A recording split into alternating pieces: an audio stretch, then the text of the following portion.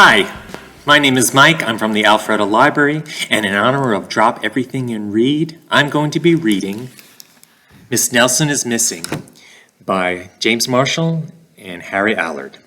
It's one of my favorites, and I hope you'll enjoy it too.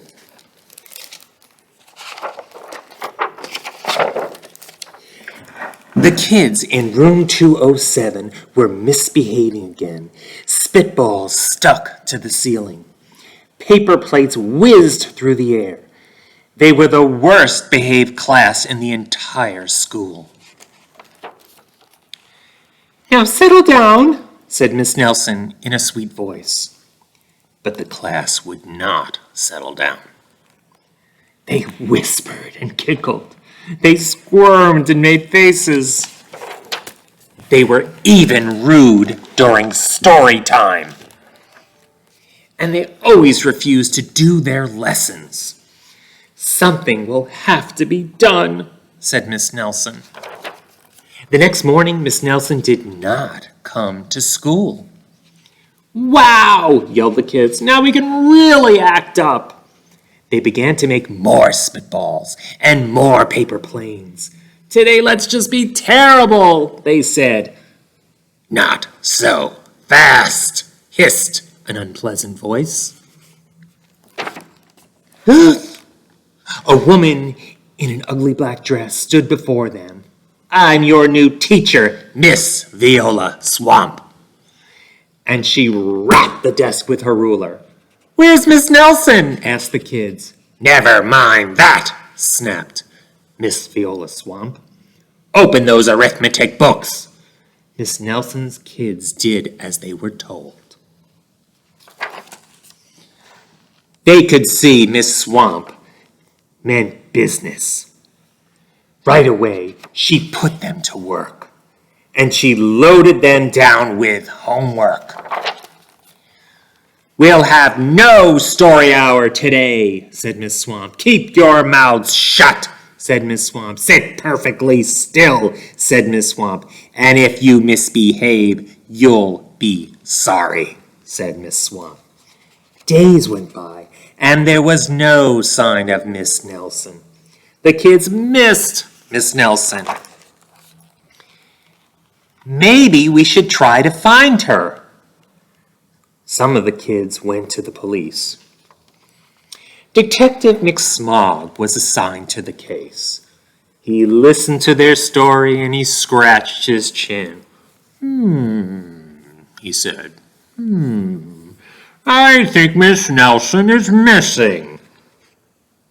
Detective McSmog would not be much help. Other kids went to Miss Nelson's house. The shades were tightly drawn, and no one answered the door. In fact, the only person they did see was the wicked Miss Viola Swamp coming up the street. "Oh, if she sees us, she'll give us more homework." And they got away just in time. Maybe something terrible happened to Miss Nelson. "Maybe she got gobbled up by a shark," said one of the kids. But that really didn't seem likely.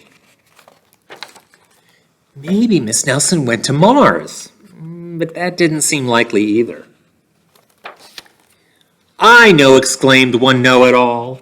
"Maybe Miss Nelson's car was carried off by a swarm of angry butterflies."